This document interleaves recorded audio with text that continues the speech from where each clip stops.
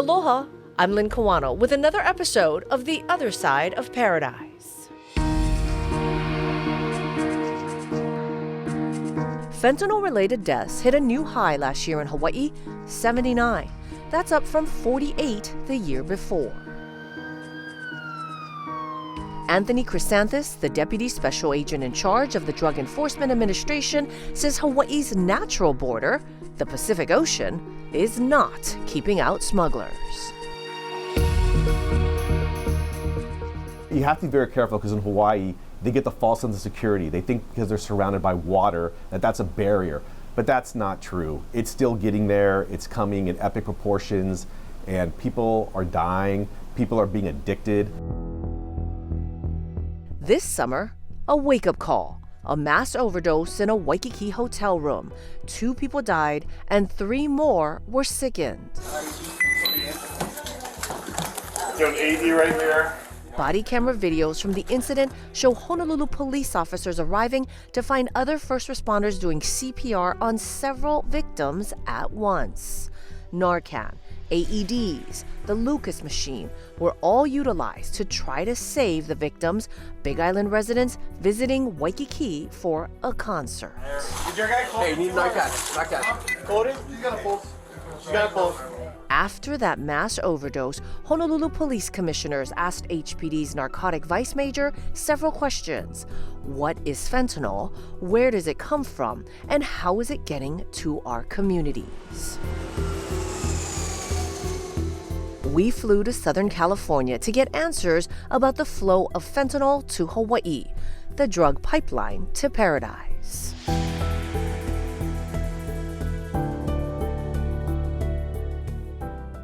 It all comes from Mexico, primarily 2 cartels that are operating down south, the Sinaloa cartel and the Jalisco New Generation cartel, or CJ&G as they like to be called. They're ruthless organizations, they're violent, they're interested in one thing and one thing only, and that's profit and power. And how they obtain that is by selling their poison to American citizens.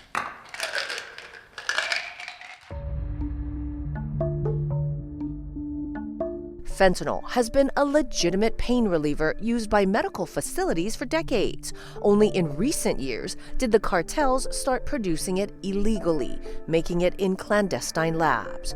The chemicals to produce the fentanyl mostly come from China. This year, the DEA arrested several groups of Chinese nationals accused of shipping the ingredients to undercover agents. The precursors were heading to the U.S., but the final destination was Mexico, where the chemicals are pressed into fentanyl pills or made into powder. Fentanyl is 100 times more powerful than morphine, 50 times more powerful than heroin. It's highly addictive. It's got a greater profit margin for the cartels. So if they had their choice, they would want people switching to fentanyl over meth to maximize the profit that they earn.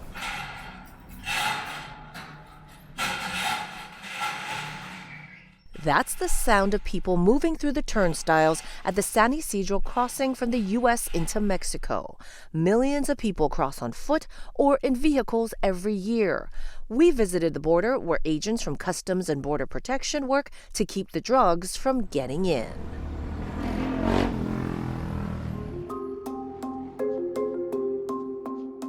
Pedestrians have been caught working as mules, but the amount they bring in is much less than those who conceal the products in vehicles. Cars, delivery trucks, buses. CBP has intercepted massive loads at the border crossing, seizing drugs in hidden compartments or concealed in other items like stereo equipment, even containers of vegetables. Random searches or tips are what lead them to contraband, because they cannot stop and search every person or vehicle moving through. That would bring commerce to a standstill.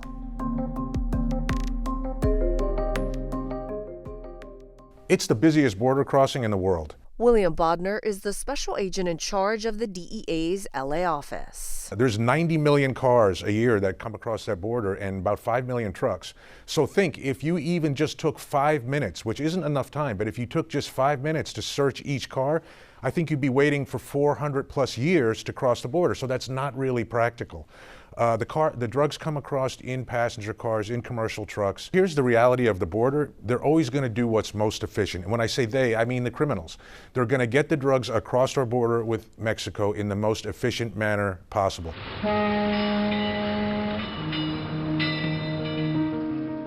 Fentanyl and meth are also smuggled into the U.S. from Mexico using the waterways. This is the biggest and busiest seaport in the nation, with over 11 million containers coming in year-round. CBP's Tisha Burana-Sambadi is the acting assistant director for the ports of Los Angeles and Long Beach. All the containers under the Safe Ports Act have to go through some sort of inspection. And with our 13 container terminals, all the containers, international containers that are coming in, will go through what we call a radiation portal monitor. It detects for radiation. We will examine different sorts of containers. Radiation inspection, but not inspection specifically for drugs or precursors. We have a maritime team that we try to interdict illegal smuggling coming up our waterways through our coastlines and our seaport and marinas. CBP has also found drugs attached to the bottom of boats. They refer to those as parasites. It's wrapped, and it's just well wrapped with waterproof plastic and whatnot, tarp. And they come in, and it's probably 5 or 6 feet big. Randy Allen is the deputy chief for the Los Angeles Port Police Department. We together sometimes account for up to 40% of the containerized imports for the whole United States. So it's an extremely busy port complex. These are not closed channels, and so you have private vessels, you have all kinds of business vessels that are running between here and Catalina or any of the other areas. And so it's very congested roadways and waterways. So that's one of the challenges we have, is to keep commerce just flowing freely. With so much activity going on, it's an easy target for people to think they can sneak in with the mass amounts of vehicles, trucks, cars, and people that are here on our beaches.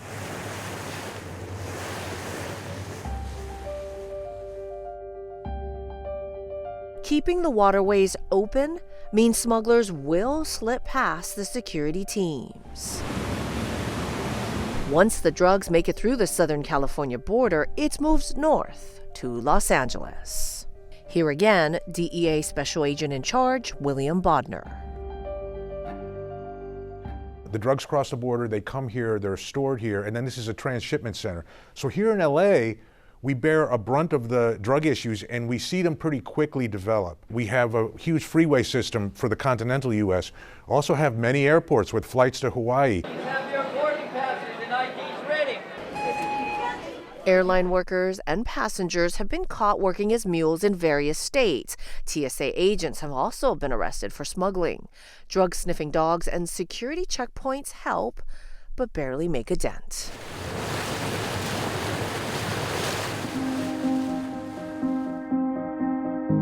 Containers coming into Hawaii on barges are also known to bring contraband, drugs, and illegal fireworks. But it's well known the state doesn't have time, resources, or space to store containers for random searches. Hawaii's economy is heavily dependent on imports, and therefore, the State Department of Transportation's Deputy Director Dre Khalili says contents are moved quickly off the ships. Hawaii's economy runs on a just-in-time supply chain. So it's just a matter of days from the time a ship pulls in with a bunch of containers, those containers get offloaded onto the pier and on a truck to a store and then onto a shelf.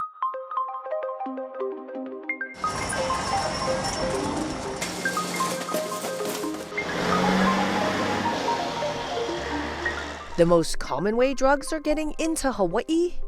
In packages. DHL, FedEx, UPS, all those overnight services, that's how a lot of the drugs make it out to the islands. For the past year, at least for the past year, we've seen an increase in the amount of fentanyl coming onto the island, either in powder form or pills, but it's definitely, like you said, a slight increase, and we expect that trend to continue to go up. Rafael Nunez is the U.S. Postal Inspector for the region. Coming from the western states, California, Arizona, Nevada, those are the primary states that we see the connection that it's mailed from there and it's intended to come out here to the islands. It's impossible to get and identify every single package, but the main thing to remember is that we're always improving and we're always using our data to fine-tune it and get them out of the mail stream as soon as possible. First and foremost, we're a carrier that wants to bring goods onto the island. We want to bring the Little League Baseball uniforms. We want to bring the medicines. We want to bring the important documents people are spending, the birthday cards, anything, the correspondence from kids who are back in the mainland that want to communicate with their family here. So that's important. And it's important to know that we also just can't hold packages. Any package that we identify, we have to establish probable cause and identify it as a potential hazard in there. We don't know if it's narcotics or another, something else that's illegal to mail, but so we have to do our due diligence for that. It's part of the sanctity of the mail where we have to protect that, right? So if we do find something, we have to establish probable cause. We have to do further investigative analysis. And then anything that we're gonna open, we need a federal search warrant. So we need to apply to the U.S. attorneys to get a federal search warrant to open up that package and then determine what are the contents. So it's a lengthy process, but it's a process that's put in place to protect the customers and protect the Postal Service. Federal prosecutors say the fentanyl that poisoned the Big Island residents visiting Waikiki in June was mailed to the Honolulu dealers who reportedly sold the drugs to the victims.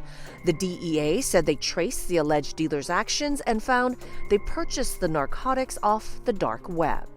The dark web requires specific software or authorization to access and is not regulated or monitored. The 4 alleged dealers who sold the deadly fentanyl have been charged with multiple crimes, including distribution of a controlled substance resulting in death and serious bodily injury. Bodner explains the seriousness of the charges. What that means is if you sell even just one pill to someone, but they die from that pill, you could be charged with this federal crime and it's a 20-year prison sentence. So we're trying to go after the people that are distributing the drugs that are causing the deaths. And the reason why is we've had incidents here in Southern California where one drug dealer has caused 7 overdoses in a weekend and 3 deaths. And the idea is if that person is on the street the next weekend, what are our expectations? And the reality is our expectations should be the harm is going to continue unless we charge that person with a serious crime.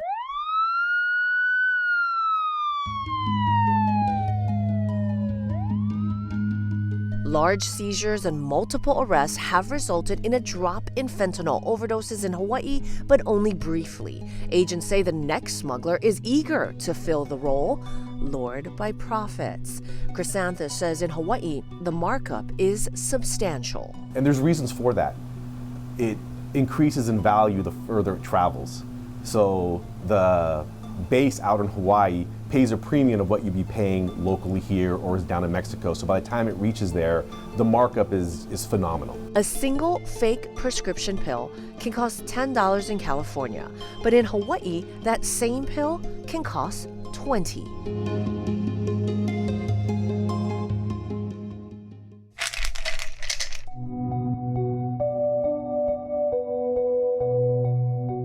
Fentanyl pills, pressed to look like legitimate prescriptions, are putting young people at risk. College students trying to stay awake have purchased online what they thought were stimulants like Adderall, but the pills actually contained fentanyl. Fake oxycodone is often found on the streets. Warn the people, let them know that this is on the islands, it's out there. If you're buying a pill and you didn't get it from legitimate sources, you better be very afraid and not take that because the outcome could be death. It could be fentanyl, right? That's really the warning that people need to understand. Absolutely. You have to understand if you're buying a pill that's not from a licensed pharmacy you are probably buying fentanyl. And online pharmacies, there are legitimate online pharmacies, right? Can you kind of explain, there's a difference? Yeah, there are legitimate online pharmacies. Again, we're not worried about people that are getting a legitimate prescription from a physician and filling it through a legitimate online pharmacy. That's not our concern here. Our concern is the person that's not doing it that route, that wants to find a Percocet or wants to find something and is out on the street looking for that. You don't know what you're buying, and you need to know. If you don't know where you get that from, you could die if you take it.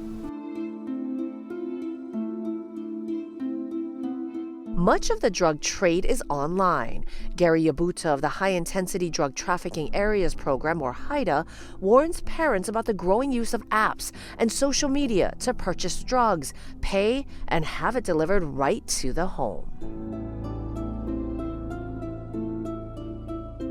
You don't have to see your dealer on the street corner hanging out anymore.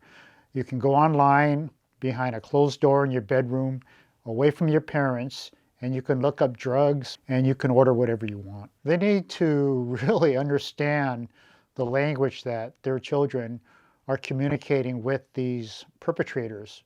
And that really takes honesty and trust of your children and vice versa, so that they're being open to you and they'll show you what's going on. It's amazing the knowledge and the ability of these children and these youth have nowadays because they grew up with the internet.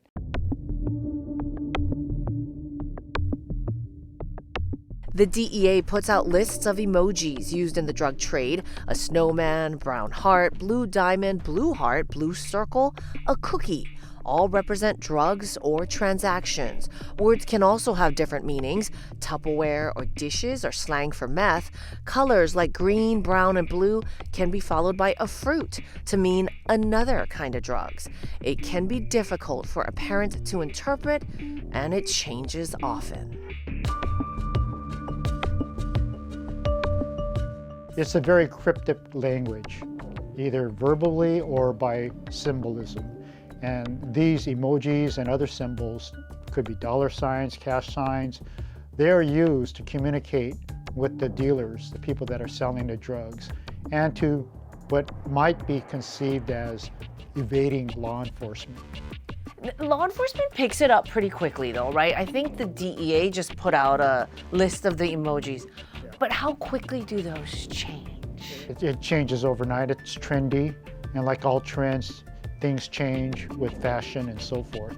So yes, it's very hard to keep up with them.